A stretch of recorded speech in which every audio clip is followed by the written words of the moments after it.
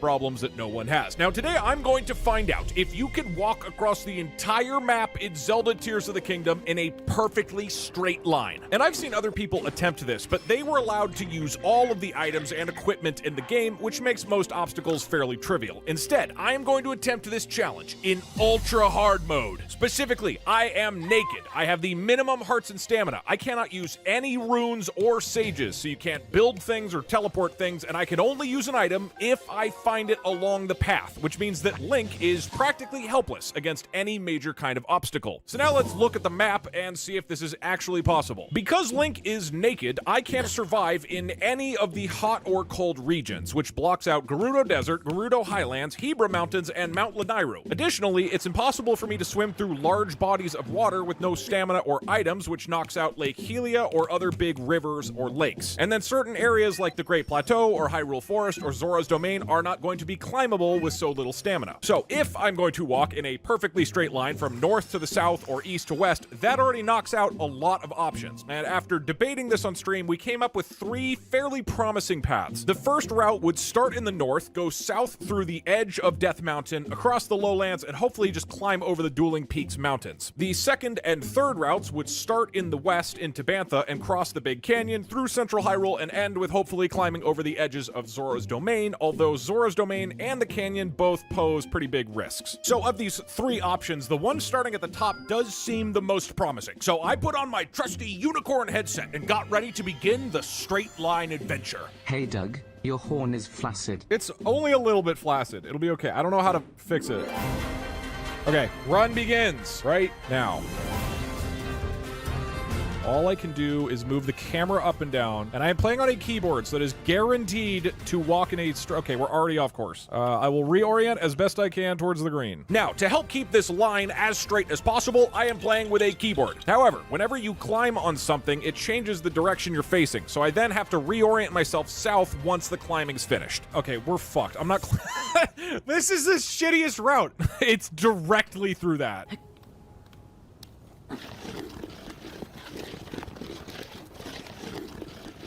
Congratulations to the doubters. This is not possible. Keep going, coward. How am I gonna get through that? Why don't you just go around it? Because I'm not just playing Zelda right now. Somehow, we managed to plant the line directly into this big rock, which is impassable without runes. So, I restarted the line from the beginning, but shifted it slightly to the side to dodge that rock. Do you believe in the line? Bets are now open. I believe in the line. In this modern society, it's gotten confusing and disorienting. It's harder and harder to feel like we have a sense of identity and purpose in our lives. The line will give us purpose. All right, here we go.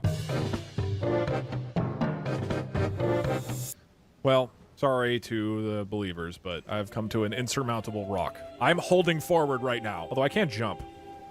Okay, all right, false alarm. We're still good. I still believe in the line. Now, line 2 started out way better. We got past that rock, past these goblins, until I encountered this big rock cliff next to a camp of enemies. I'm gonna slightly angle to the right to try to maintain it as much as possible. As long as he doesn't spit on me, we're okay. Okay? Not okay. Has the line forsaken us? The line is perfect and humans are flawed. We will never experience the line. Sag. If I sneak past the enemies, they won't attack me, but the rock face cliff was just barely too big to climb up with a single stamina wheel, despite attempting this from many different angles. And jump. Oh my god! No, don't slide, don't slide! Link! The line is life. The line is love. The line will provide. Believe in the line. I believe we are worthy of the line. I think we are good enough for it. See, that worked perfectly. Dude, I want to reset the line just because it's one fucking needing 3 more inches.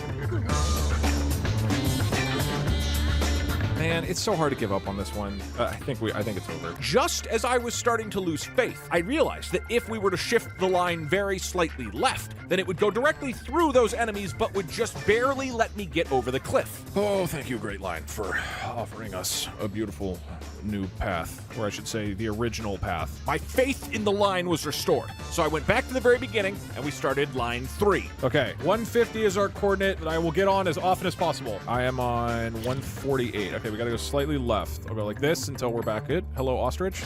You motherfucker! If we get right back to the line, then we're fine. Your horn is like your line dot slightly tilted.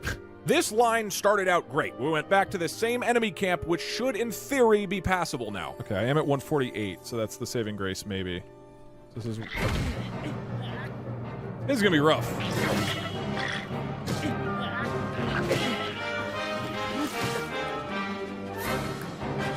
Wait, I have an idea. Uh-oh. My idea didn't work.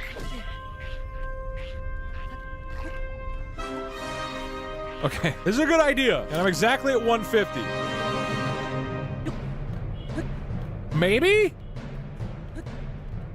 Let's fucking go! All right, we're in. That was good, man. And with that cliff climbed, the rest of Death Mountain is basically downhill from here. You can paraglide over it. It's much easier to get across. I'm on 58. Holy shit. Okay, why don't we make a new rule? The margin for error is 10 total X coordinates, so 5 on either side of it. Now, one difference going forward is that I'm going to use the map coordinates at the bottom right of the screen. Previously, I was just kind of trying my best to stay straight, but if I use the X coordinate on the map, I can guarantee that I'm staying within a specific line on the map at all times. Specifically, I have to remain between the coordinates 1145 and 1155 on the map. As long as I stay within that very tiny 10-foot window the entire time, the line will appear perfectly straight on the map. I think we're past the mountain. Oh shit. I think this is the fucking line. I do. I believe in the line. Until eventually, I was past Death Mountain entirely and at the first small river. Please, for the love of God, do not let this river stop me. This definitely has the potential to kill it.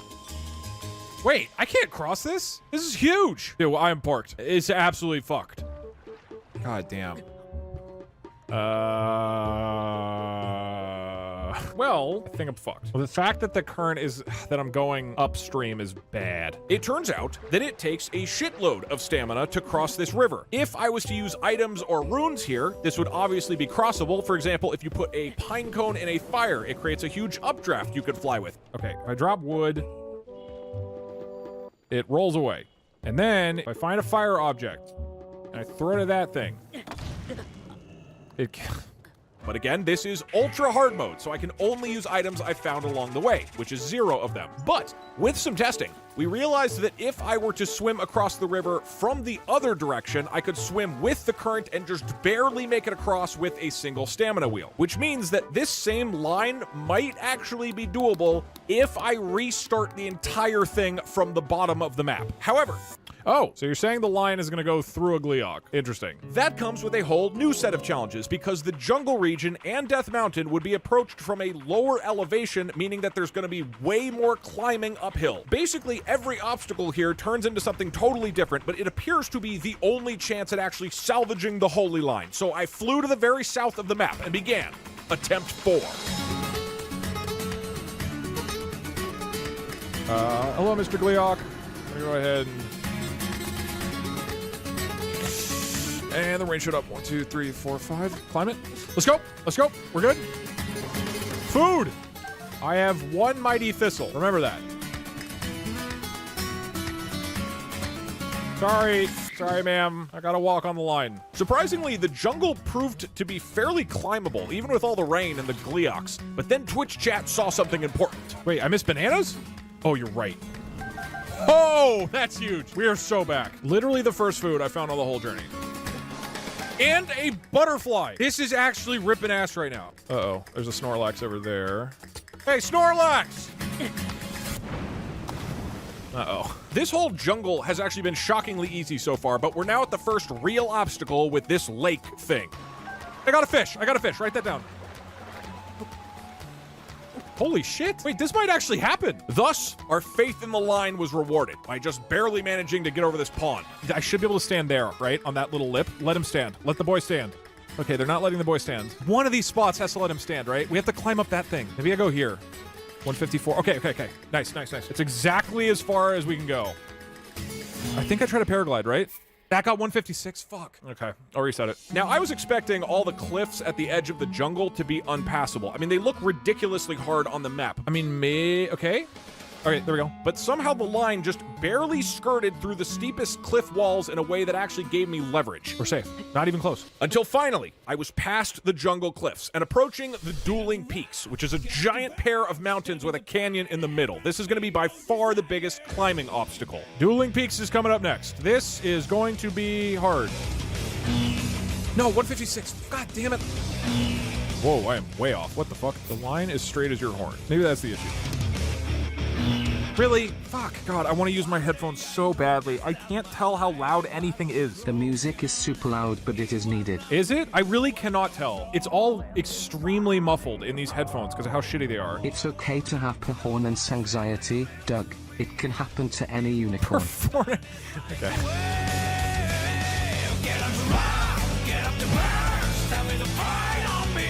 That's doable. That's doable. That's doable. I'm jumping. Let's go. No, it's 156. Okay. This is 155. There's just barely a lip at 155. This is doable. Okay. The boy can stand. This jump right here will land perfectly at the 155 mark and a lip.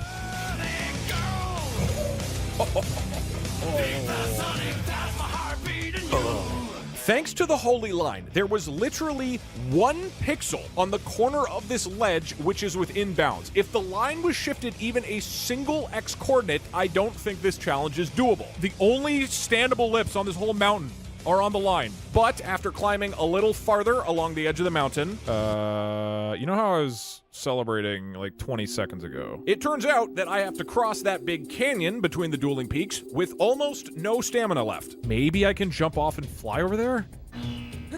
Fuck. Okay, so I would have to stay farther right. Dude, even this is 160. Wait, so we have to go all the way over here. Even this is outside the line.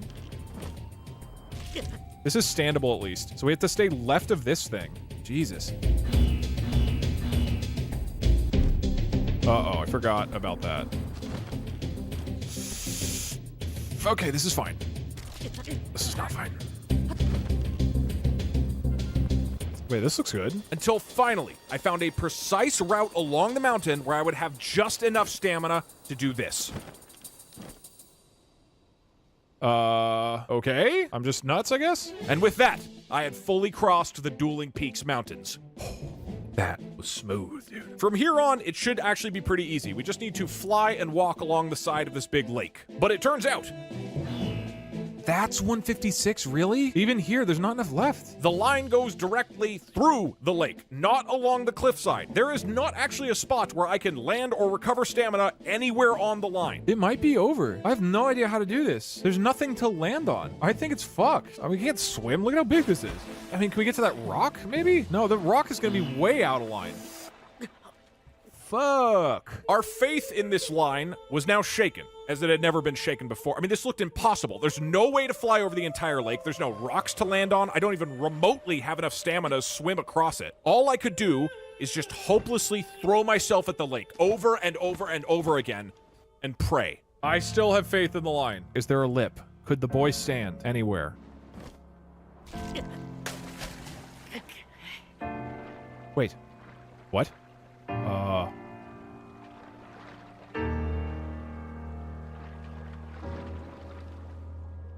Okay. Okay.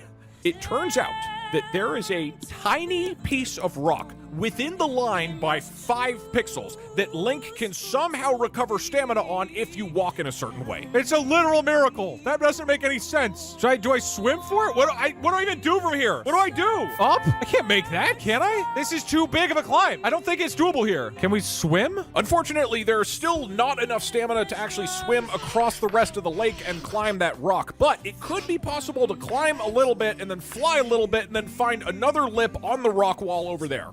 It's still pretty steep, dude. Am I actually gaining? It's possible.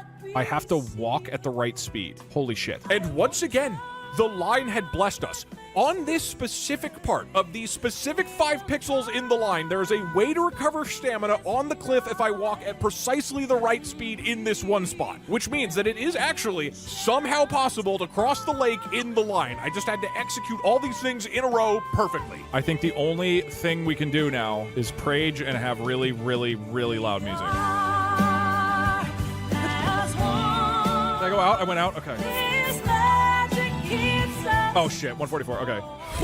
Hi Doug, I'm late to the stream. I've just been getting over my intense fear of people making epic fucking comebacks while walking in a straight line. Looking forward to watching. Okay, that's alright. It might not be Jover. Besides, listen to this music. You gonna tell me it's Jover with this playing?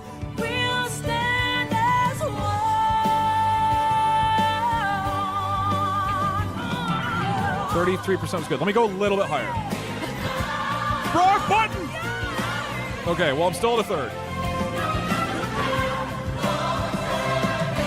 That actually worked better. Now I just gently...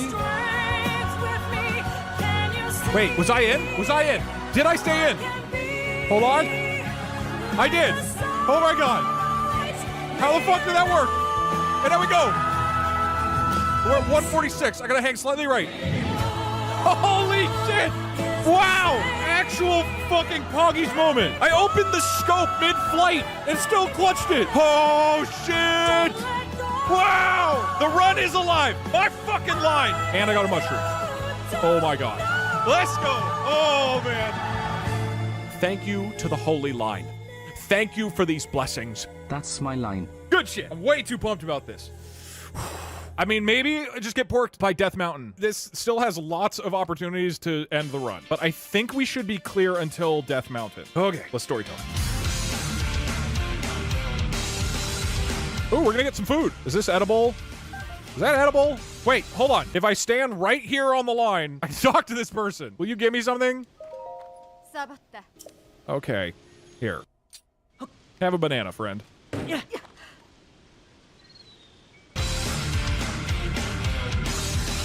Wait, is that in range? We got a pine cone.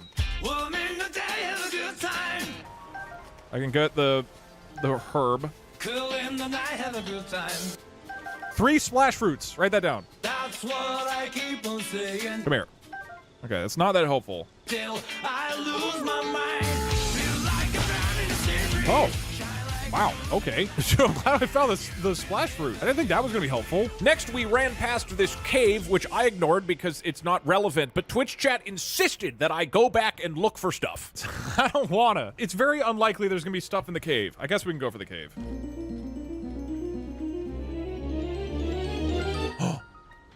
A bomb.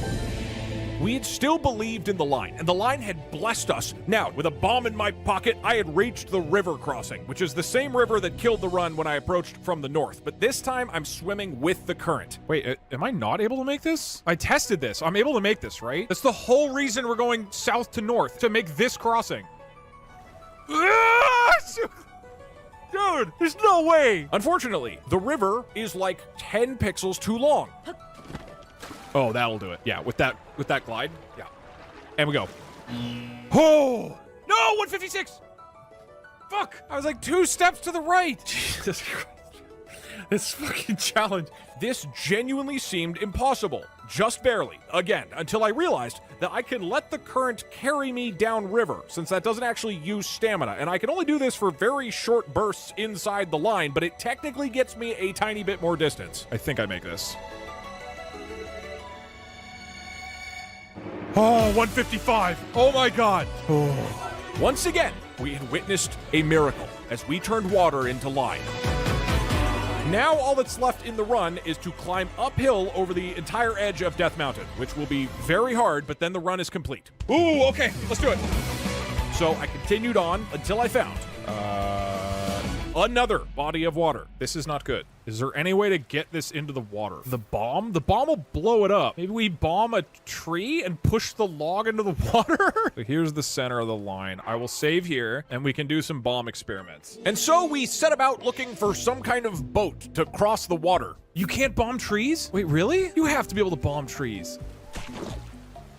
All right, then I just fucking hurl it at it. Can't bomb trees. Ooh, I even got choo-choo jelly. Wait, this is fire making. Okay, I could combine that with a pine cone later on if we need an updraft. Holy shit, we're actually like getting items. What would getting the cork leaf even do? How does this help? You can use the leaf as a boat. No. You guys are so confidently incorrect. The guy was like, oh, no, you can't bomb trees in this game. Whoa, use it as a boat. None of this is correct. I just don't understand how you have so much confidence. I can't believe you didn't know you could use a bomb as a boat. It's really useful. Also, can I just swim across this? I can just literally swim across this. Why have we been doing anything? I still think that this was a huge discovery that we can get fire choo-choo jelly. I still think that's worth it, right? Because then I can combine it with pine cone later. Basically, the question is, do we want to trade in the bomb for 2 choo-choo fire jelly? And if we have that, then we could use it with the pine cone to create an updraft later. We realized that with the choo-choo jelly that I got, I could start a fire if I also had wood. Spend a choo-choo jelly on the log to get wood.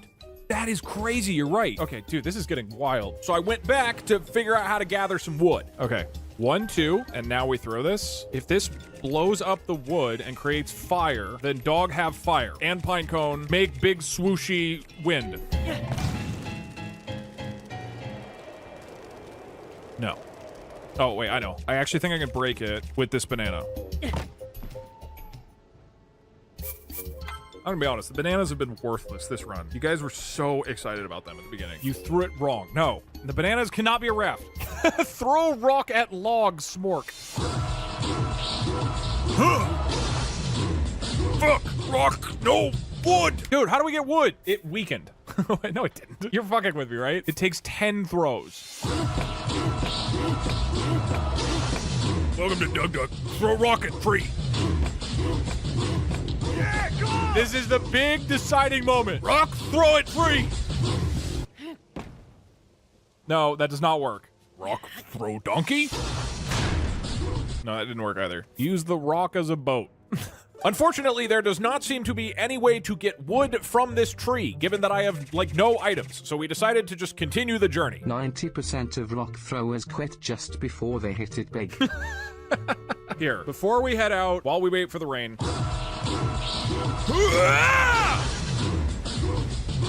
Oh, that killed a fish.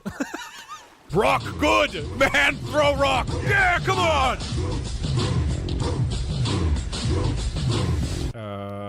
Interesting. Enemies. With a club. Wait, but a club won't break trees. Hold on. So if I throw a bomb at him, we kill him, and then I get his club. Oh no, it's an axe. It's an axe. So then I can cut that down to make... Okay, we have a plan. I sneak up. Throw the boom boom! Boom boom, fire rock! Oh my god. What the fuck? Oh shit, that's... Okay, no, we gotta bail, Go. Hold on, look at the numbers. That axe is out of range. No! Let him pick it up. Yes, you're right. Okay. We got a fucking plan. This is so deranged. Let small pigman hold stick, then throw the boom boom. Jesus Christ, I think I have a plan. I go up there, I drop the normal choo-choo jelly on the ground, and then I make sure to throw the bomb to kill him and the choo-choo jelly. Which means we have to go back and kill the jelly with the rock back there. This is so convoluted.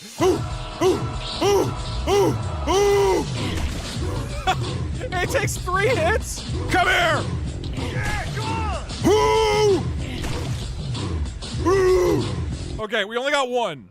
Oh, there's a Goron. Wait, will you just sell me wood? Hot Springs. Okay, you don't have any wood. The people who walk on this line suck. None of them sell me things. And one lady robbed my banana. It's unforgivable. Okay, I want to try to get 2 choo-choo jellies from the choo-choo. Okay, time to who again? Oh, we got 2! Okay. And now we are here. So now I drop my 2 choo-choo jellies here. Easy. Now I take one of the splash fruits that I have and I throw that at him. That doesn't do anything. Just like I planned. He gets the weapon, I get the bomb ready, and now I blow it right there. It blows it perfectly, and the choo-choo jelly's right there. I need that. Wait, the axe is on fire. I need the axe. 146, 145, yes! 140, okay. Oh my god, stay in line. Okay. Oh my god. And I got a beetle. Oh, I have another weapon. Holy shit. Okay, that was so good. 153, 154. Oh my god, this is huge. So after all of that, with the right combination, of one bomb that happened to be on the line, plus a choo-choo that happened to be on the line, plus a bokoblin who happened to be near a wooden axe that happened to be near a tree on the line, I had successfully gathered all the materials needed to make a fire updraft. And it turns out... Wait. 157. Shit. This might be a problem. Literally 30 feet later, there is an impassable rock wall. The very next obstacle is impossible to climb normally, despite many attempts to do so, and the only way past it is to use the wood, fire, pinecone combo that I happened to gather 30 feet beforehand. Dog make fire. And let me tell you, dear listener, there was not a single Twitch chatter here who still doubted the power of the line. Wood, dog, throw red to make fire. Now, dog, throw pinecone and fire. Fire big, and we jump. That's hardly anything. What? That's not... Oh, wait, here we go.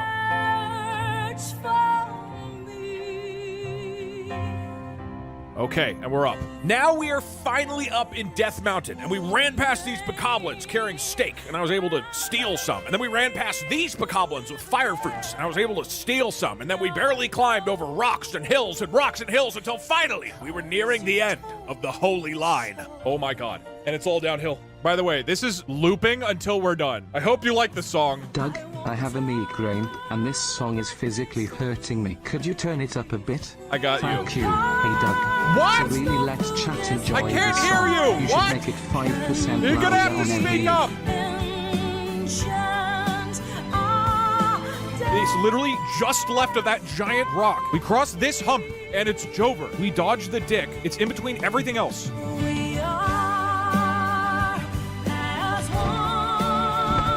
Okay, well, there is a bone. We'll pick up the bone.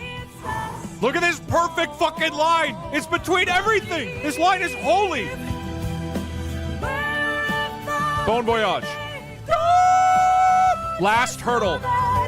That's it right there. Woo! Oh, yes! I'm actually legit kinda tearing up right now. And this is how God loved the world. He gave his one and only line, so that everyone who believes in the line shall not perish, but have eternal straightness. From the book of Line, 3:16. Oh, 145. Wait, hold on. 146? 145? Okay, it's like pick upable by a pixel. We're taking it home. And it was at that moment that me and my rock could actually see the end of the line. My God, it's beautiful. It's even bouncing down the mountain on the line. I love you, Rocky. Okay, hold on. Can I get him over this? Yes. Oh my God. I want to end it right at 150. That's my dad fucking. Okay, Rocky, quick break. We drop our wood. And now, the fire fruit that I picked up. And we drop the fish on top. Enjoy, Rocky.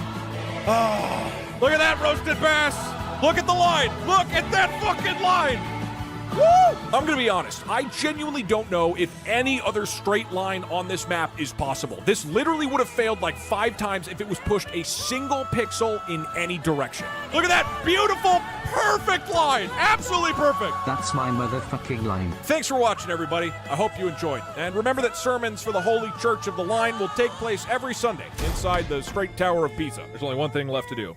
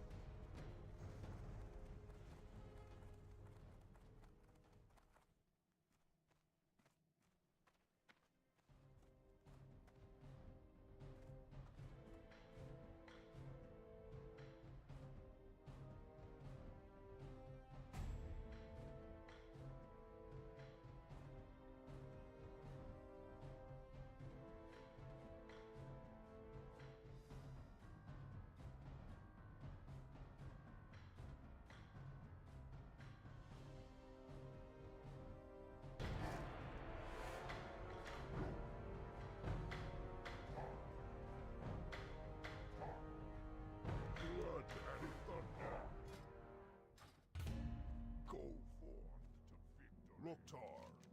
Be safe. Go forth to victory.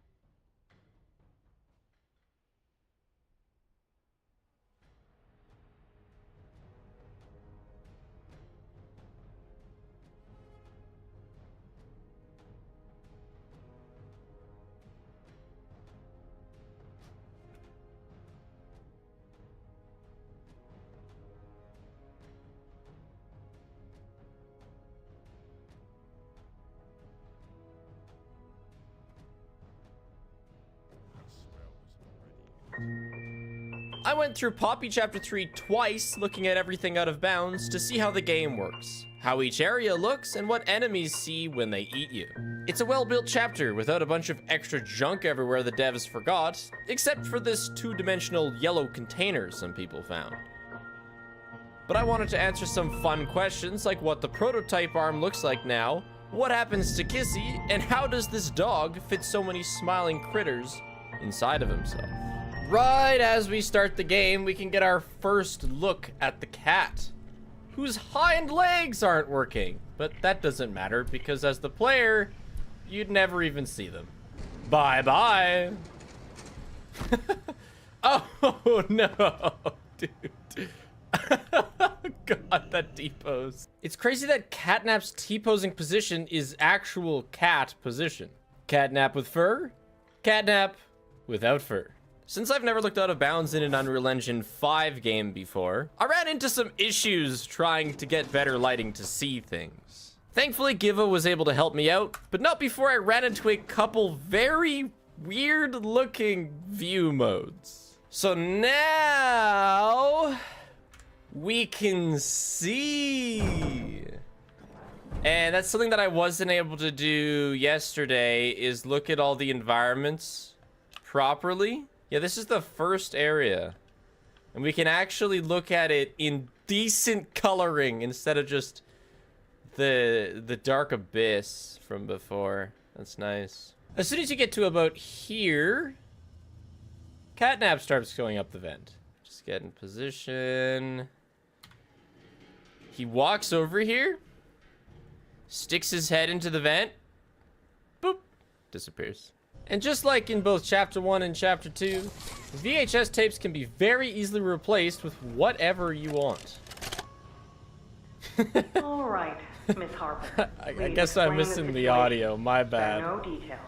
The tunnel caves in behind the train. And I showed this off in my recording, but this looks a fair amount like the train at the end of Chapter 2. It's, you know, missing some key details, but it looks pretty similar for there being no reason for you to ever see the inside of the train. As soon as you get into the gondola to head down to Playcare, all of Playcare is loaded. This is by far the biggest part of the game.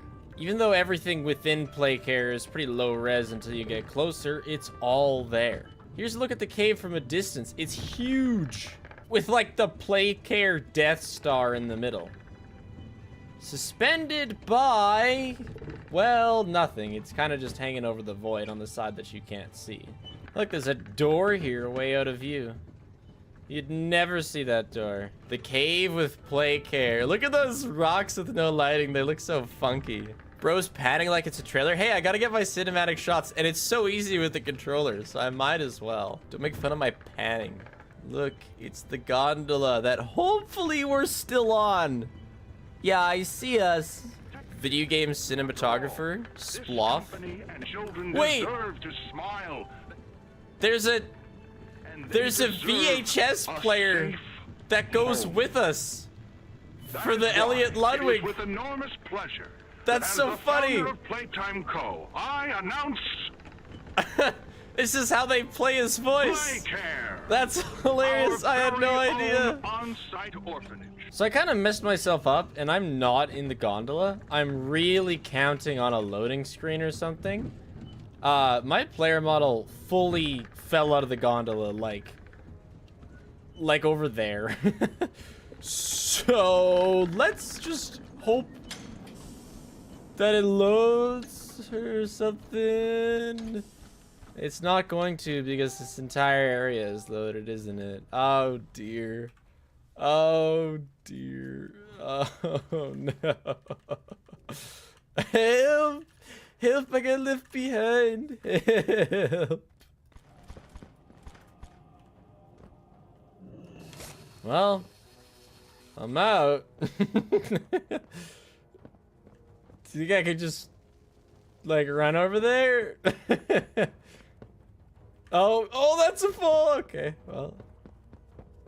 It's just going on a little voyage then, and I'm falling out of the map. Oh, I died. That could be huge. And it crashed. Okay. Well, that's not good. Gotta have, yeah, it's true. Oh,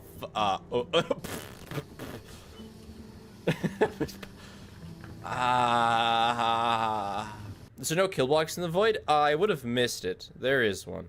So once you're in the dome, it unloads all the mountains. Except that one, I guess. Each building has like an area where you walk in, and then after a while you hit the loading zone, and then it loads the building. So it might look like there's paths out, but they're just loading zones. Besides that, the dome is pretty domed up. Just gonna take a look. Oh, this chimney isn't actually a chimney. Rip. Since you can pretty much access all of Playcare on foot, there isn't a ton to look at out of bounds. Wow! This is very religious. What a nice blue house of Poppy. By the way, I will be freely talking about spoilers during this video, so watch my playthrough if you don't want spoilers. Yeah, so the tunnel that you take at the end of the game with Kiss... Hey, champ. Oh! So I know that this is specifically the catnap at the end of the game that chases you with the blue battery, because only this catnap has the same head turning physics as like the original Huggy. So like this catnap's stored here until the end. Nothing much changes about Playcare when the power goes out, except this house becomes nice and illuminated. Oh my gosh. So this first home section where you just do like a ton of wandering. There's so many hallways. And like, I think, are some of them dead ends? Or is it sometimes when you pick a path, it ends up just taking you to the same place? Holy smokes, bro. Yeah, and then this is the final room. Oh, shush, shush, shush. That's the final room when you encounter super mega spooky Huggy. But yeah, wow. what a trip. This is that tunnel where you make, hey, look who it is. So yeah, this one's head isn't following me around, right? Most of them don't. Only that one in the gas chamber follows me around. Oh yeah, there's a couple catnaps. There's one here. There was one. Oh, this one has the turning head. Oh, interesting. Odd. So if I take 2 rights, what happens? Like, is the level just gonna bend to my will? Oh yeah, and you can't even run either. Holy. Did the level teleport? Or did I just get teleported? So I went right, and you know what happened when I went right? I got teleported to the left.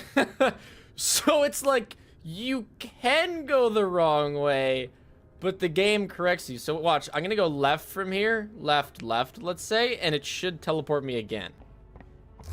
Yeah, there it is. Oh my gosh, you sneaky video game. All right, so there's a right way to go, and then there's a, you're gonna be teleported to the right way to go. This is funny. So usually it's really dark here. So even though we can clearly see Catnap just disappear, you can't tell in the game. Hello? Who's on the other side of the door? No one? That's crazy. Who was knocking then? What on earth? You don't suppose you can put in VHSs while facing the other way, can you?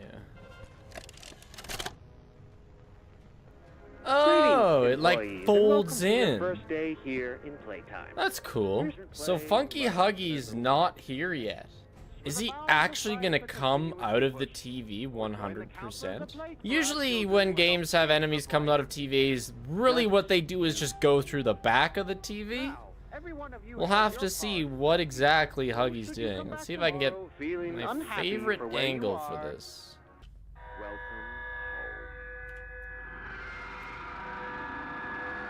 He's really actually fully coming out of the TV.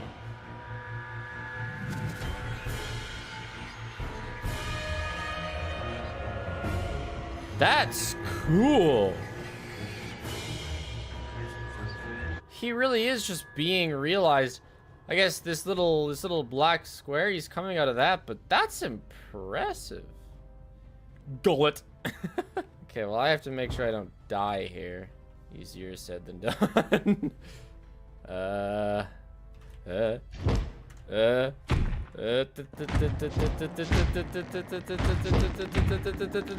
Okay. Boss! Christ, dude. The hallway maze is still there, and you sure ain't making it back. I believe... Yeah, you're kind of supposed to die here. But you can certainly do your best.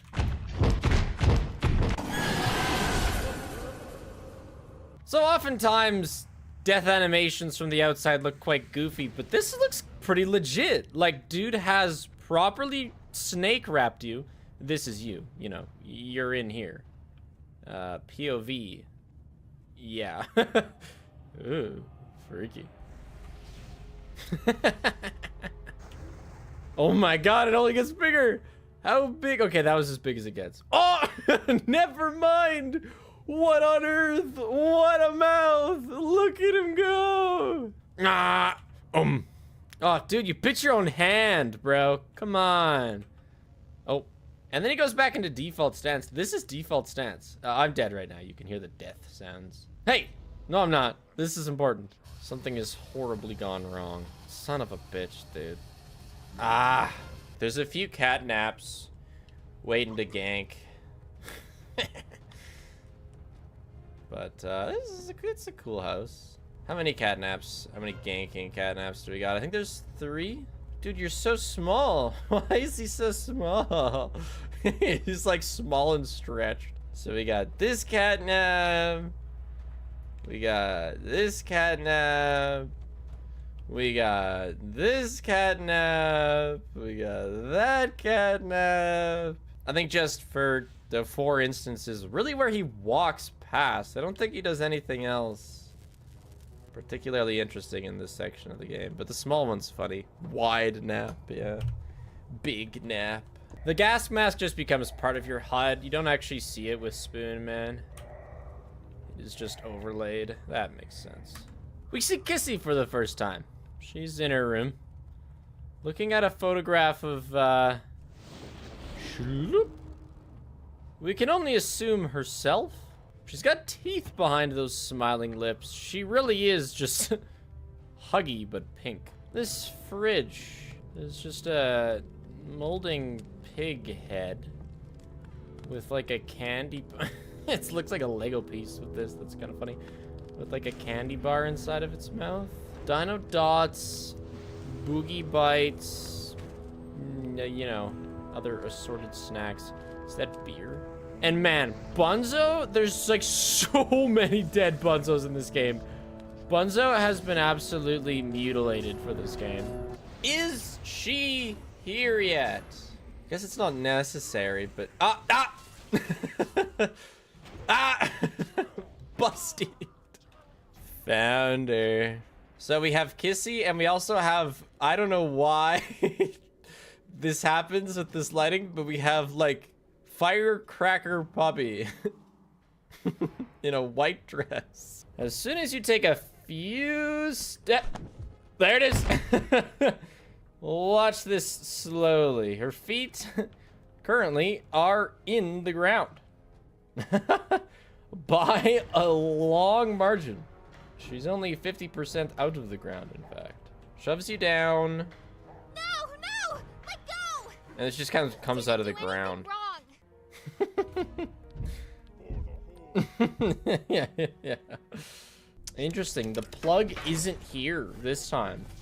Whereas at the end of the game, the plug's there for you to use to plug into the center. Just like the other buildings with the school, once you go in, it's only a short hallway before the loading zone where Playcare unloads and the rest of the school loads in. The school. Our first look at Miss Delight is when she crosses this hallway, just as soon as you're crawling under a desk. She's in the darkness, so you can only see her shape, but I assure you, everything's already there. Damn, she freaky, yo. Those eyes. Oh my god, we gotta go in. We gotta go in. That's a big mouth. Everybody in this franchise is... Does she have that? Are her eyes double-sided? Is that what's going on? Does she have Catnap's eyes, but they're flipped? Taking a second to look at her, like, I almost wondered if she was, like, a deformed human, but no, she's very much a robot. The ball sockets and stuff. I don't know why they had to make her broken face so fleshy then. Seems kind of unnecessary. Let's find the teacher. What are you? Oh. Oh, God. Oh, God. Okay. I think I found her. For some ungodly reason, her hair is getting the same treatment as Poppy's. What's this normal Miss Delight? When is that one used? This is the one at the end. She's got her mallet. Bloom quality 0 may fix the hair. Okay, I'll give that a shot. Sure. Chet, the sun is no longer the sun. We can look at them. Oh, hey, buddy. Where are you going? She's like a ghost. Now this is when shit gets real. She says hello. She walks up, gets into swing animation. Her mace, by the way, is made up of a whole bunch of pencils around. Jeez, it kind of looks like a brain. She swing.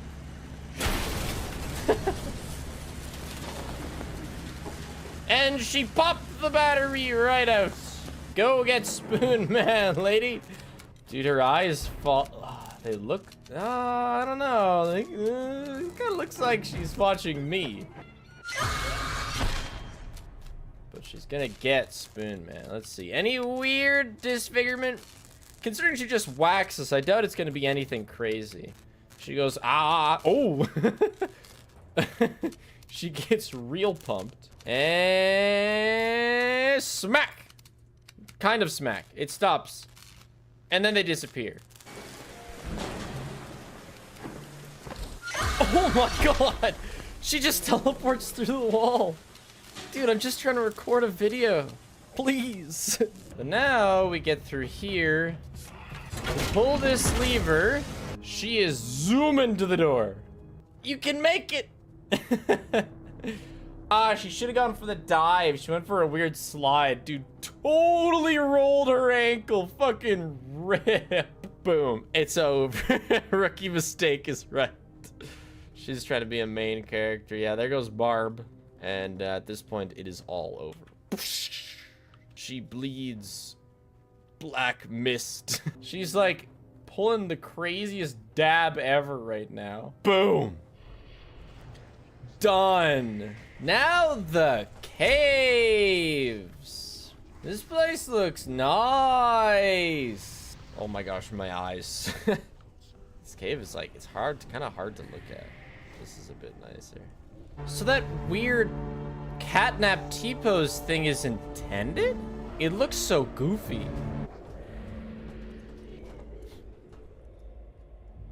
And he is a real goofy looking standing up on his hind legs guy. What a strange dude. Okay, and then we have like a whole bunch, excuse me, of the smiling critters. They're just kind of like hung by spikes. Boxy Boo's dangling feet literally attached to nothing.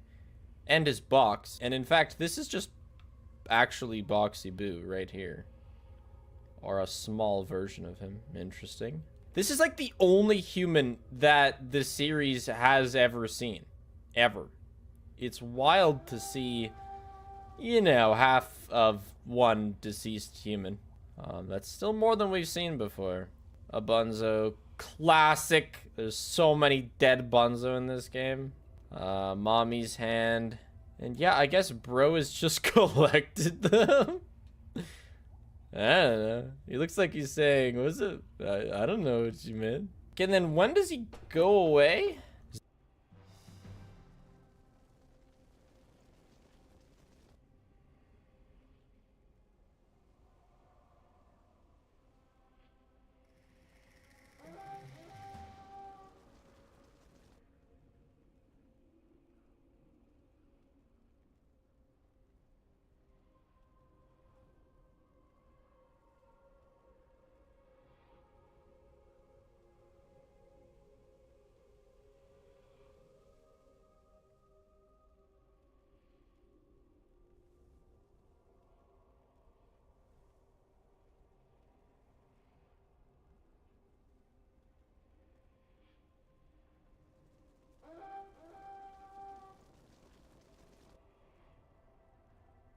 All right, without further ado, Azeroth on Fire, episode 7 of the Swak Wictus Uber Danger 1 through 60 World of Warcraft Classic Journey. That was a mouthful. Let's get started. Over 250 hours ago, I set out to do one thing and one thing only. Play WoW Classic to a point where I'd have fair grounds on which to review the game. A feat that eludes me to this very day. Personally, I'd argue that at the very least I'd have to reach the max level and kill the final boss. I think that's a strong case for a bare minimum. So how exactly did I end up losing all my gold in an Ironforge gambling ring after being roped into a terrible race war? Well, today's tragic tale starts with the release of Phase 2.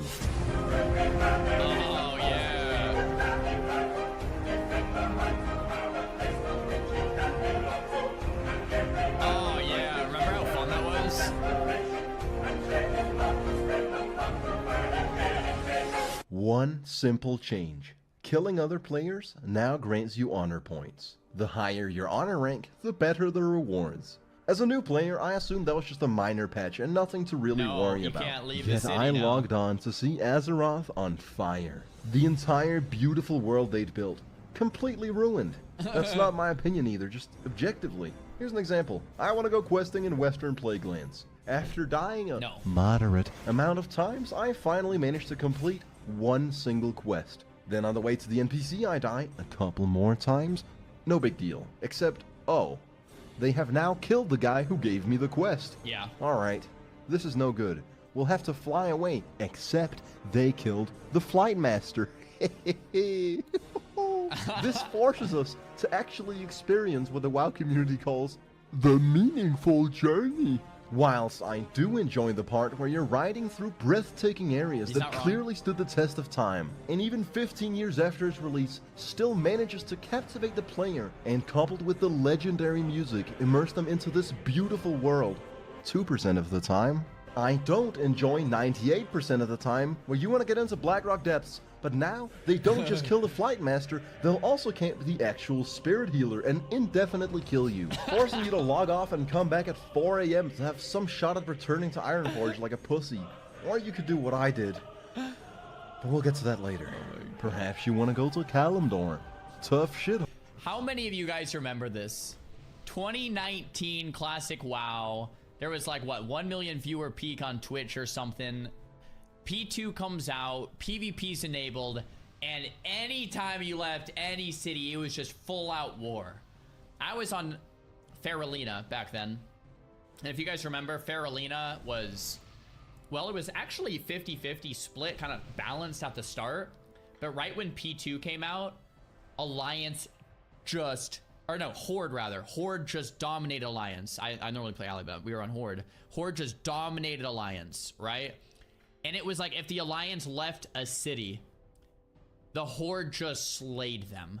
And it was so, it was just 24/7 camping flight pass. Here's the thing. You would think it would be really fun. It actually wasn't that fun being so dominant, because there was no good fights. Like, the Flight Master was dead. We were camping people in the graveyard, and it was like, this isn't fun. Like, complete domination isn't that fun, really. What's fun is a close fight where you win sometimes and you lose sometimes, and there's a back and forth. It was so much domination on Horde Faralina that the Alliance players just stopped trying. They just sat in the city, so the Alliance players weren't having fun, the Horde players weren't having fun, and it was just this, I don't know. It was for the history books, but at the same time, like, looking back, it was like kind of boring in a weird way because it was just so lopsided. Homie, because you'll run into a field platoon of Horde players who all claim that they're the captain now, forcing you to take the much more inefficient route by sailing to Darkshore. Now, you could get a free teleport to Teneris once every 6 hours as an artisan engineer, but that would leave your endearing, primal, aggressive, top shelf certified 5-star banging WoW GF on her own with all these Horde players. And speaking of Amiri, she remains an absolute animal at this game. Not just has she been sending me care packages, not just does she literally come out of nowhere when I'm about to be killed without having communicated to me in any way that she was going where I was, or how long she'd been stealth near me. She also got her enchanting to 300 just to enchant all my gear. She's perfect. But enough about my e-dating, let's get back to my e-misery. With the world gone awry, a regular PvP server can in a single day turn into an RP nightmare hellscape. The Horde were locking us out of progressing through the endgame content, and it was showing in the cities. This guy in Ironforge was apparently the new king of the Alliance. Everyone followed him in a train and started spreading lies about how he gave gold to everyone following him. It was in the midst of this chaos that I seized the moment and rose to the occasion. I started advertising in the trade chat, pretty much begging for higher level players to carry me through a dungeon I hadn't yet tried. Upper Blackrock Spire, which is technically a small raid, designed to be completed by 10 players rather than 5. Any seasoned WoW player will know that at level 53, you're absolutely not up to the task. No way. But I was an unknowing fool.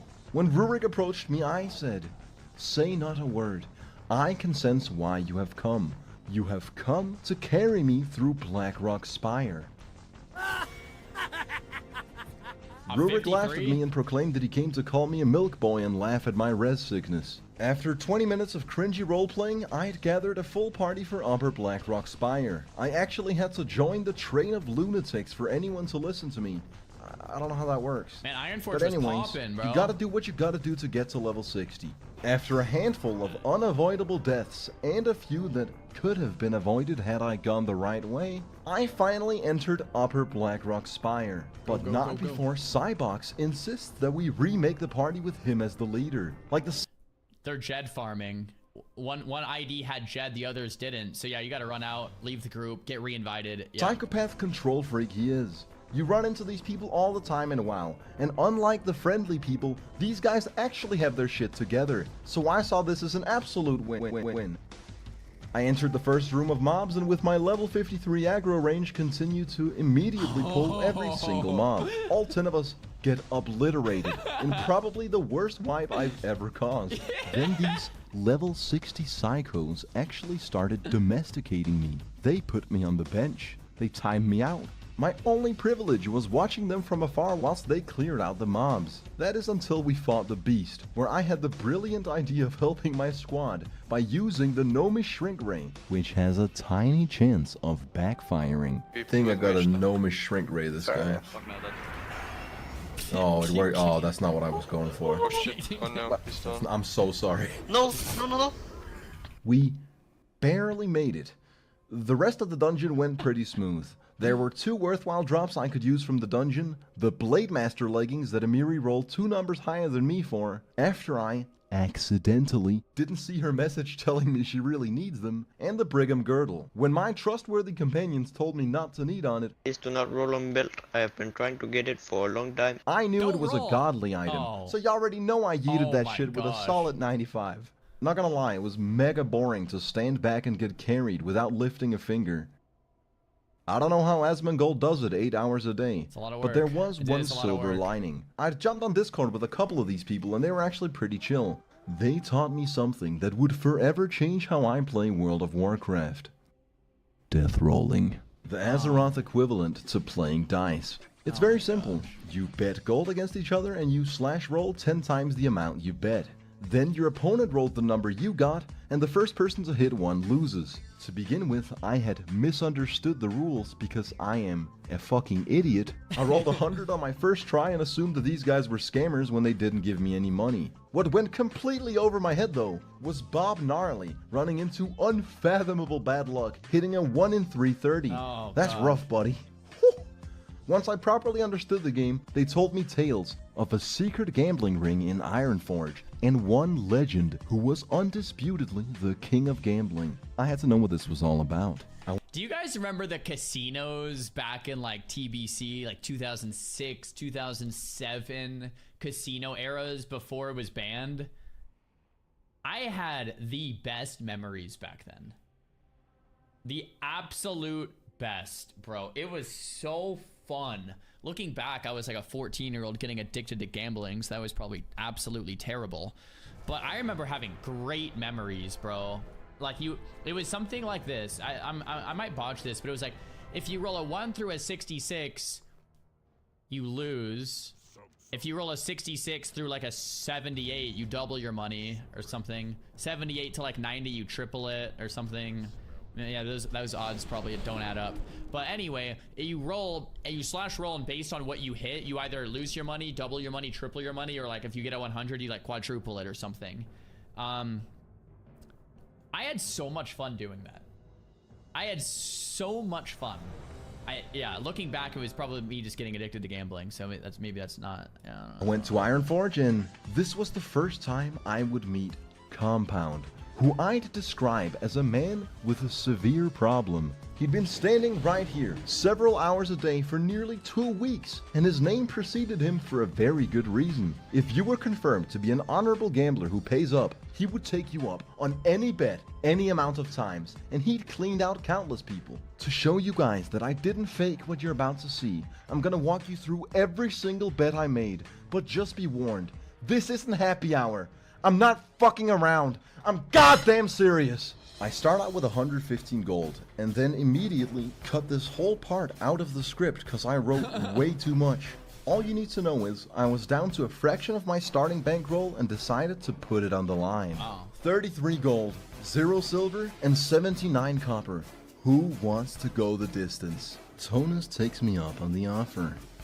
I roll a 1, after which I painstakingly give away all my wealth. I had nothing left. If not for one thing, this is where I started rising to glory. I'm goddamn serious here. You're only a loser if you quit, right? So Tony had rolled a 4, and I'd somehow missed it and rolled a 3. These people, myself included, were absolutely goddamn serious about the rules, so we redid the roll. I land on a 3, he lands on a 3. I land on a 2, and boom, there it is. And you know me, I had but one thing to say. 66 gold, 1 silver, and 58 copper. Who wants to You're go gonna the put it distance? all up again? Tonus takes me for a dim-witted casual and rolls 1 in 36. That's what I'm talking about, baby. We won it all back. The legend of the gambler who actually chased his losses successfully. Go again, But go again. there's no reason to stop when Yeah. you're on a roll. Yeah, so go it again. was time for some big dick bets. Me and Tonus went in for the big bucks with a 100 gold death roll. I roll 719, and by some unholy curse, Tonus rolls a 5. I bring it down to 3. Then I saw the 2 and I knew. Oh no. I knew it was all over. Oh, Tonus rinses me for no. 100 gold. Now we're down to 26. Oh gosh, no, I immediately went all in against Dr. Zeta. All On in a again. 420 roll, I start us on a 6. Menacing, but not as terrifying as the 2 that Dr. Zeta puts down. Like a primal animal, I run it back and lock out on the 50-50. Nice. After which Zeta fails that same coin flip. Oof. He even added an extra gold in the trade. Now that's sportsmanship. But when you think about it, I just spent an hour and a half just to bankrupt myself. It's really not a keep good going. look. Keep going. Anyways, I lose 20 to Zeta, and this is where Compound gets overconfident. You see, he wanted to be the one to clean me out. He put his 66 gold against my 33, an offer I simply could not refuse. He rolls a 5, I roll a 4, and he rolls a 1. Alright, Oh, nice. we're That's back at 100 66. gold. Okay. Lose 5 to Codex, and then we take a portal to Darnassus for a change in scenery. Oh, I roll nice. for 50 with Zeta. I win 50 gold from Zeta. I lose 25 to Tonus, and decided to quit while I was ahead and go do Blackrock Mountain While with you're some of the ahead? people What do I you was mean? You gambling gotta with, double up. which I'll tell you about in due time. But here's what happened when I inevitably continued death Okay, rolling here we for go. gold. I win 10 gold against Codex. He bumps it up to 20, and I tell him to make it 25. In 3 rolls, that one was a quickie. We go for 15, and this People always ask like why it took so long to level back in actual classic or TBC or whatever. It would take like weeks or months, and nowadays like in 2024 you get re-releases and people hit max level in like 10 hours. Bro, back then we would just sit in circles doing stuff like this for like weeks. Like remember, like keep in mind Swak Wictus this whole time is level 53, I think. 54, 53. Like just sitting there at 53 for like hours and hours and hours, just having fun playing the game. And I think that was the original intention of WoW, just to have fun and immerse yourself in the world and play the game and not just like race to the finish. You know? simply wasn't Codex day. I hit a 2 on his 2, and it's been a pleasure doing business with you. Hell yeah. Now we're resting nicely at Okay, 170. I would probably lose stop 20 there. to Ari, Oh. after which I lose 20 to CJ Oh, on his okay. first death roll after I just taught him the game. That's how depraved I am. The usual gambling clique had left, and I actually had to rope other people into it to keep Oh. gambling. I win 24 gold over Codex with a bit of nutty luck. I win 50 from Codex. Codex wins 50 from me. Jupes comes in and drops 15. I grab 10 from Codex. Because I like a clean number, we roll for 11. Throw in another 10 Nice. that puts us at 180. Okay, I'm stop starting there, to stop think there. this is skill and not luck. Stop Win there. 15 gold. Now it's time to go big. Stop, 50, he rolls a 5. I hit 4. He hits 4. I hit 3. He hits 2. I hit 2. The He hits dream. 2. And god fucking damn it, I hit No. 1. After losing 50, I win 25. After winning 25, I lose Just stop, 25. stop. Oh, no, stop. Codex, the bastard, keeps winning these coin flips and takes another 20 from me. Now I've spent 3 hours and I'm exactly where I started. So I said, fuck it, I'm all in. The numbers No, go no, lower and lower until Jupes hit a 5. I win the 80% RNG, and sadly, he couldn't muster the luck to win a 1 out of 3. You're That's okay, right, quit bitch! now, We quit double now. up to a clean 250. Now stop. Take 25 from Codex, lose 15 to El Hopos, stop, and stop. brutally give up 60 gold to Not Meta, who it should be noted is Compound's alt. And not Bro, if you're up like that much, you always walk away, right? You like if you double up, you always walk out, right? Isn't that like 101? other Like, thing come to on. note is that they came back to death roll at 4:30 in the morning. Compound and I roll for 100 gold. no, no, We no. drop the 666 in the chat, after which I roll a 5. Compound rolls a 3. Yours truly takes it down to a 2. Now we're in 50-50 territory.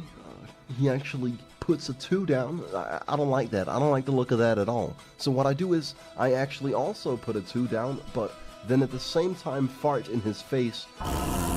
And you already know what the fuck is Oh, up! hell 300 yeah. gold. Kong Arthur loses 25. Dude, Z stop, loses stop. 40. Fiona drops 25, and finally Roxanne is my 5th win in a row, resting comfortably at 400 gold. okay, stop. The win streak breaks on a 30 gold roll, and I roll for 50 with Compound. He'd been death rolling for nearly 2 weeks, and I could tell it was starting to break him. When he lost this roll, he simply started fleeing. Naturally, I hunted him down and got my money. When some rogues then killed Jupes, I took it as a sign and ended the night at 420 gold. Oh my A few days gosh, later, what I a returned legend. at 2 a.m. The death-rolling hustlers weren't to be found in their usual spot.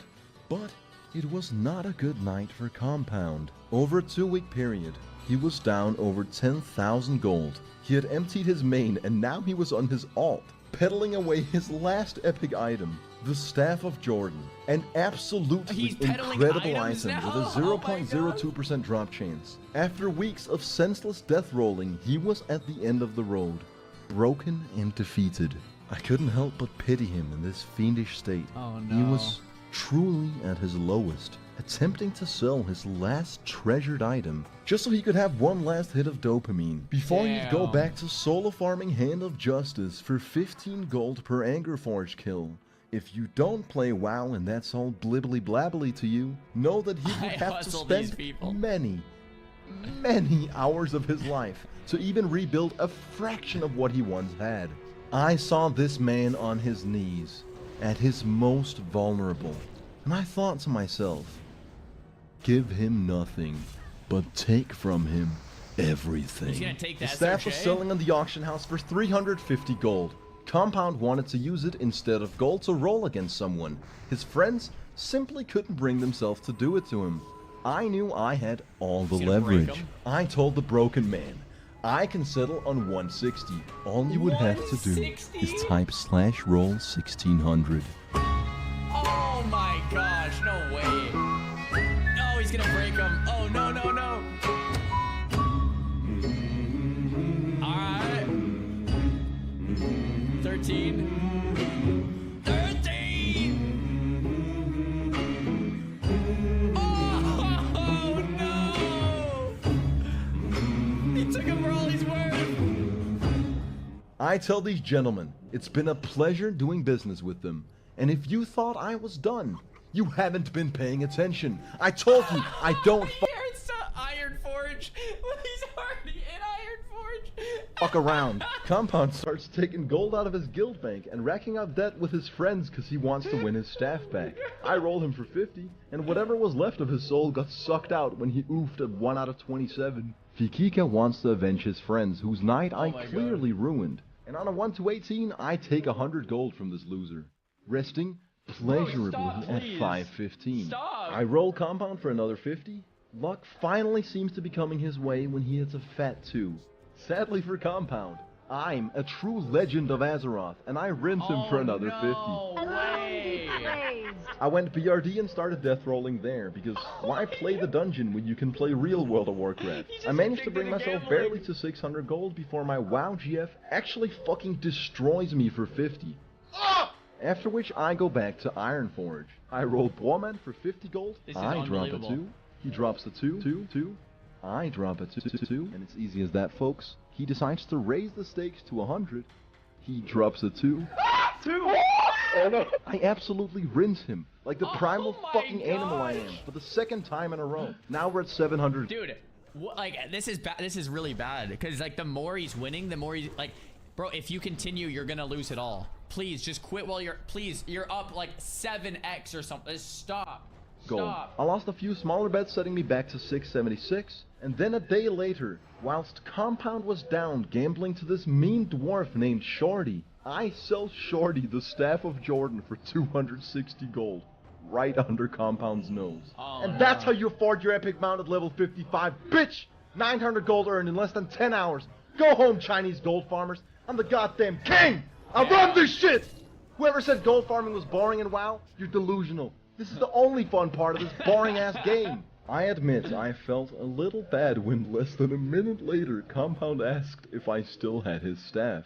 But I made it up to him by rolling him for another 50. God, I love this game. Oh my To cut a very... I actually do agree. The best parts of WoW are player-created minigames. Right? Like, The best parts of WoW are things the community has come together and have just done for fun. Like hardcore got started that way. Death rolling, right? Casinos. Come on, there's got to be more examples. Like just world PvP in general, like small skirmishes. Like the best parts of WoW aren't necessarily Blizzard saying, here, come and do this because we said so. The best parts of WoW are just like ignoring every aspect of the game and just doing whatever the hell you want to. Yeah. Like GDKPs? No, I agree. GDKPs, I was a massive fan before it got like way too corrupt. Yeah, GDKPs were awesome. Hide and seeks, tournaments, I guess tournaments like the Makara tournament with Starforge Systems and OTK. That was player driven. Like some of the best moments of all time are all player driven. Transmog contests. Yeah, it's just, that's just the way it goes. That's awesome though. Long story short, I would go on to death roll every single day instead of leveling for the next week. You may not know this about me, but I'm very, very impulsive. And I'll have you know that even within the constraints of the YouTube advertiser guidelines, you might get away with saying that I have allegedly many years of experience with respectively online slot machines and Texas Hold'em. And based on said imaginative experience, I would hypothetically know that the only winning move here is to stop playing. Yeah, I exactly. somehow ended up at 1600 gold. That's after buying bank space, all the 16 slot bags I wanted, getting my Crusader enchant, sending like 200 gold to my WoW GF just because I'm a pimp like that, leveling up all my skills, and paying Compound to farm Hand of Justice for me for hours. After which I won all the money back I just paid him. For a man like him, it never ends. He's simply in too deep. But there's still hope for me. You see, I have dreams, things I wish to do with my life. I'm not gonna be a nobody role-playing dice for fake money in Ironforge for the rest of my days, whilst my central nervous system grows ever less capable of regularly producing dopamine. I have to rise above it, get to level 60, buy my epic mount, clear Molten Core, get percentage hit gear, and respec to Fury Warrior so I can viably dual wield. Then I have to slay countless Horde players and finally make a PvP montage in 240p with copyrighted music. Then, and only then, can I truly become a Legend of Azeroth. So I don't got time for this shit. I got places to be and things to do. I'm quick on my feet, vicious, some would even call me nimble. And whilst we're on the subject of velocity, here's something quite interesting. Every race in WoW has exactly the same base move speed. Here's the myriad of things I did to change that. You remember when we did Alderman? That's... Wait, aren't Night Elves actually 2% faster? Wait, am I making that up? Aren't Night Elves slightly faster? No? On retail they are, I think. Is that fake news? On retail they are. Right? So they got it at some point. No? No, I swear they get like a little bit of move speed as a Night Elf. There's no way I'm making this up. There's no way I'm making this up. In retail, win stealthed? Oh, maybe it's only while stealth. I know the Wisp form when dead. You get 2% haste, but I swear you get like a little bit of move speed.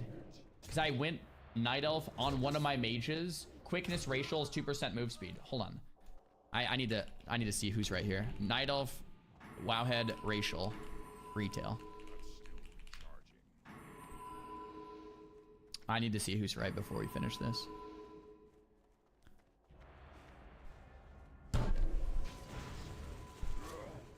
Twitch chat, can I get an apology? Twitch chat, can I get an apology? Can I get a quick Twitch Prime? Can we get a quick, hey Czar, you were right. Okay, I don't know when they added that, but it was in my brain somewhere, okay? They do get 2% movement speed, but I guess this wasn't a classic. This must have been Wrath or Kata or something. They must have changed it at some point. Okay, there we go. Boom. Continue the video. That's when I started a quest chain that led me on a scavenger hunt across the world. I killed Grelborg the Miser in the Alterac Mountains. Then I went to Dustswallow Marsh to kill Dagon the Ravenous. And finally I journeyed to Stranglethorn Vale to kill Moog the Undying. At the level I was at, I'd describe the process of soloing these elite mobs as trial and error.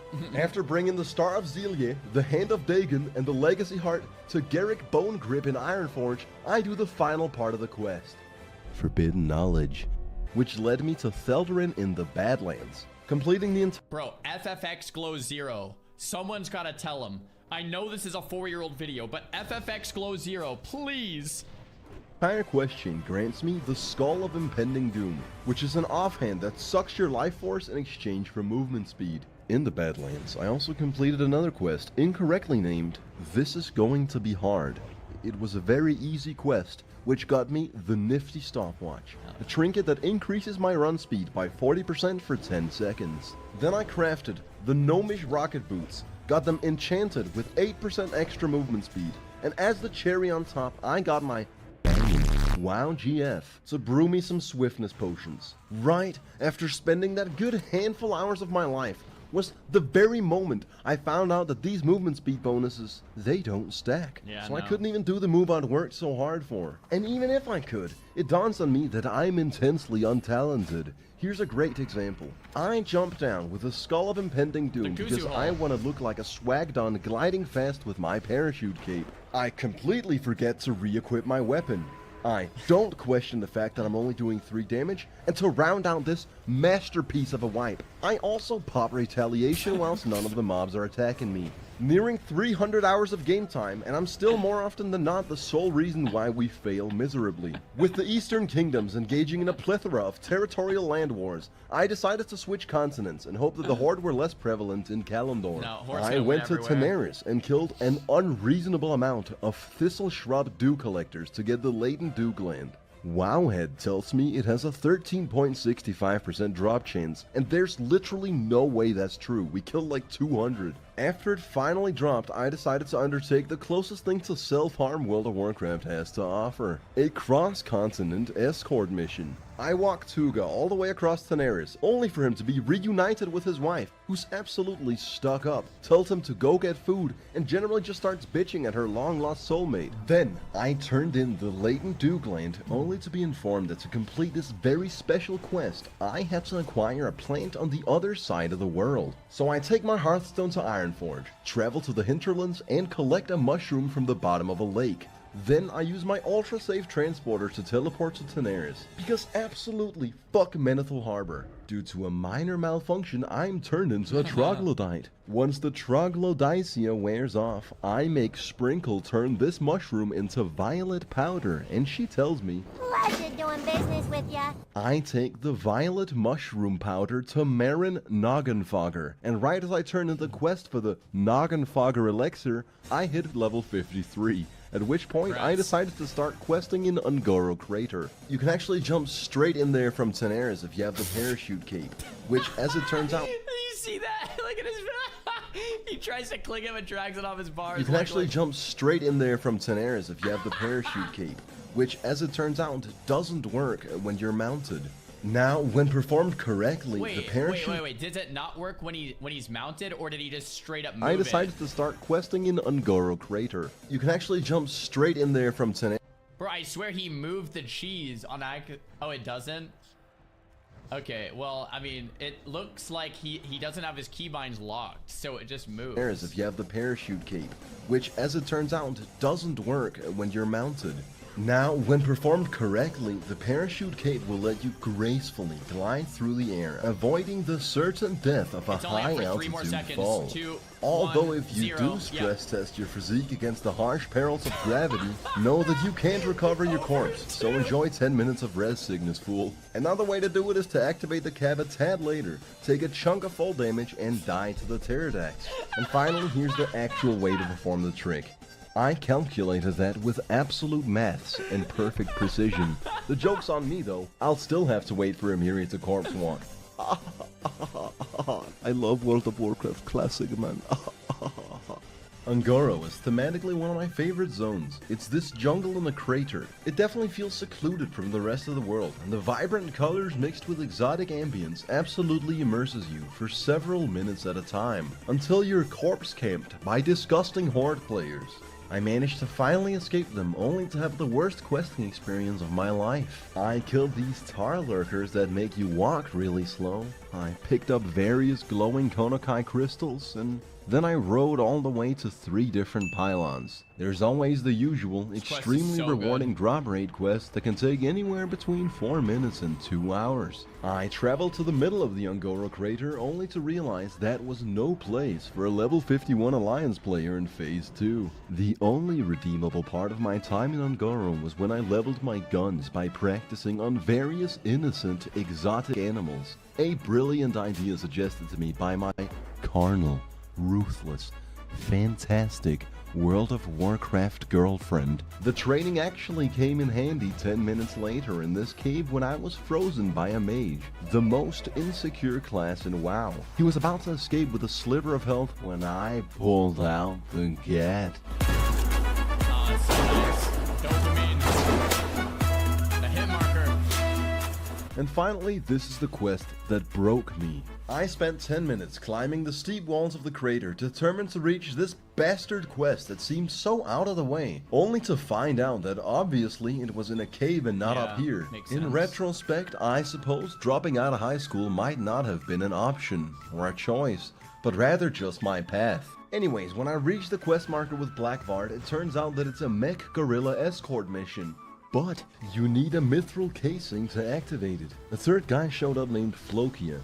He actually rinsed me, making me pay 3 fucking gold for a mithril casing, after which he immediately activated the quest without me. At this very moment, I logged off World of Warcraft. A few days later, I was in Stranglethorn Vale with Emiri. I went to make a cup of tea and set my character to follow Emiri. When I came back, I was in a house in Goldshire, ready to do whatever it is people do in Goldshire.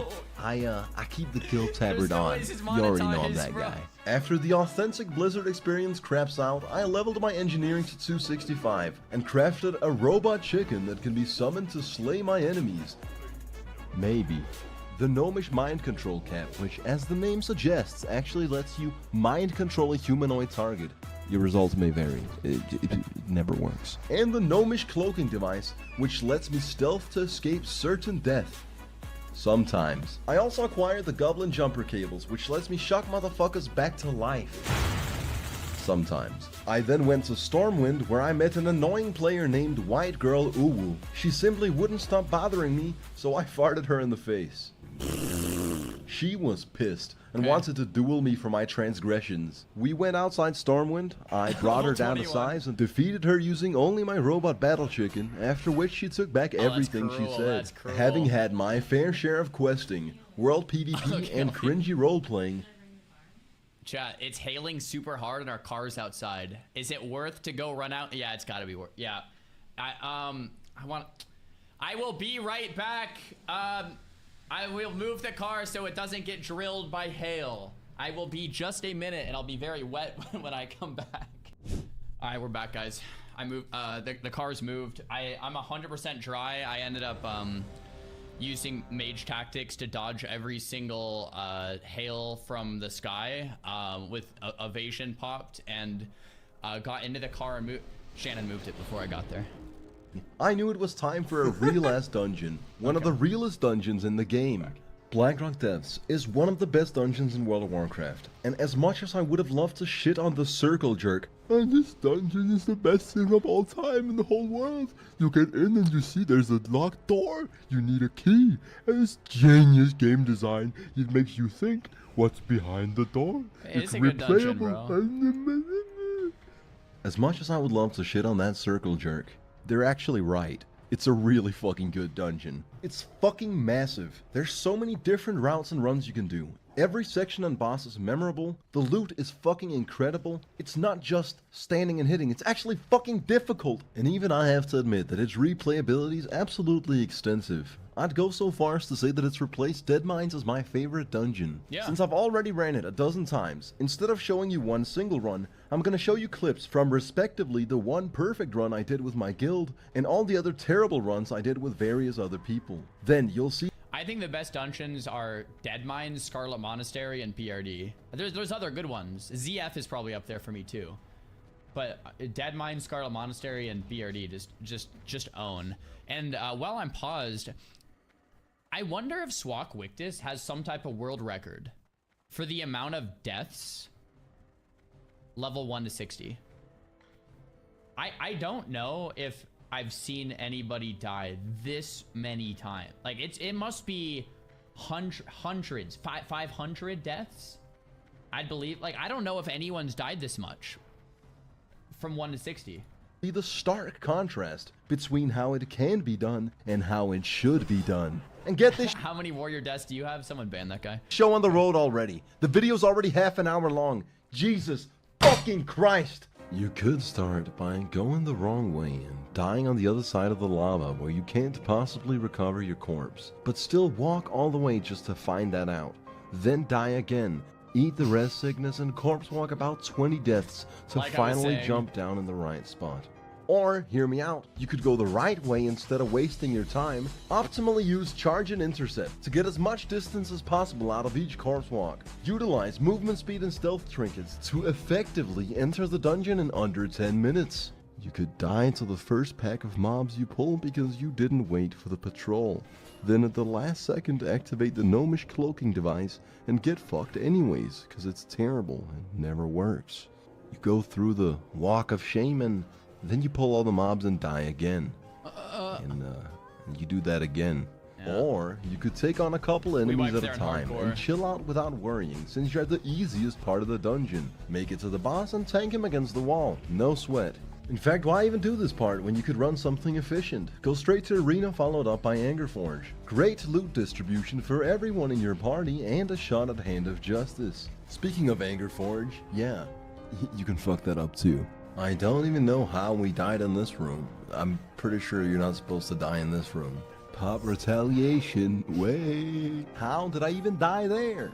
No one knows, but I did die. 53 is pretty low. I mean, for this dungeon, I guess. Or perform the lava skip. Why even fight all the trash mobs that drop garbage loot? Swim through the lava. Look at my health. Look at my health. Watch what I do here. Watch this line. Watch this line I make. Perfection. Fucking frame perfect. I told you. I run this shit. Bro, he went in like an L. You can just go. Okay, nice. Jump nice down work. and aggro all the grim patrons. Our slightly underleveled party wipes and we walk a reasonable distance to get to play the game again.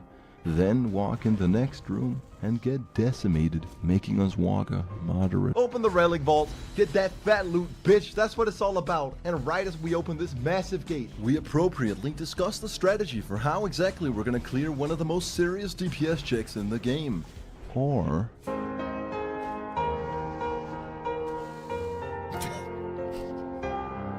Okay.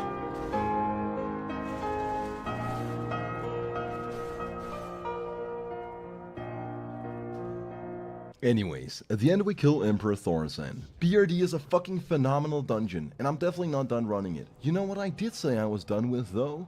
Death rolling for gold. Which is why it should come as a shock to you that I returned to Ironforge with high-minded ambitions. I was just gonna go for maybe 1 or 2 small death rolls, just for fun, you know, before going to bed, just to chill out a little bit. However, I suppose you could say I made some poor bets and mismanaged my funds. Okay, it's still Swak fine. doesn't flinch. I'm determined to win it back. I roll most dope for 50, drop a 1 and 5. I mean, shit happens. That's when he hit me with double or nothing. I tell him only if we roll for 100 this time. I almost immediately lose it in exactly the same way by dropping a 1 and 5. No! Oh my god. That's 150 gold down the drain. Considering that I was already down 400 gold, this wasn't an amount I could afford to lose. So I tell the man, double or nothing. I drop a cursed 4 and a 395. And let's be honest, this really wasn't my day. I somehow won it all back, and I took that as a sign to go for a 500 gold death roll. No. Oh no, it's possible. Oh no. No, fuck!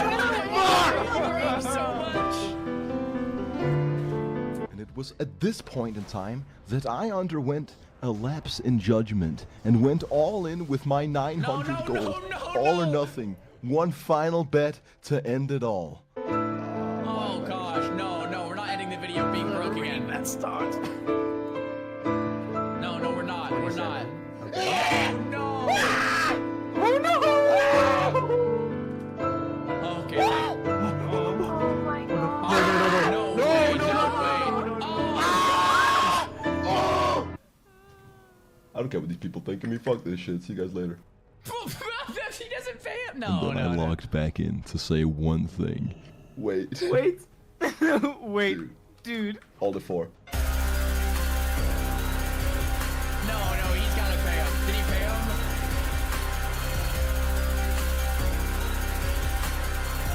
I guess we're gonna find out on the next episode. Oh my gosh. That was a good one. That was maybe my favorite episode yet. I just have so much nostalgia for the death rolling that it's like so fun to watch. Someone in the chat said it, and I think this is brilliant. Guys, type 1 in the chat if you would like ELDEN to do a hardcore WoW series. Leveling 1 to 60 without dying. Bro, can you imagine Swak with this doing hardcore? I would pay money to watch that, dude. It would be the shortest series. Well, but assuming he had to keep going until he hit it. How many tries? Infinite. Like, it would just be like he'd be trapped in the series forever. The series would end before Deadmines. I think that would be fun to watch. SSF is coming out in like this month. Swak Wictus, you could return. You could. I think he's doing videos on SOD. Poggers. We'll take a look. All right, guys. That was episode 7.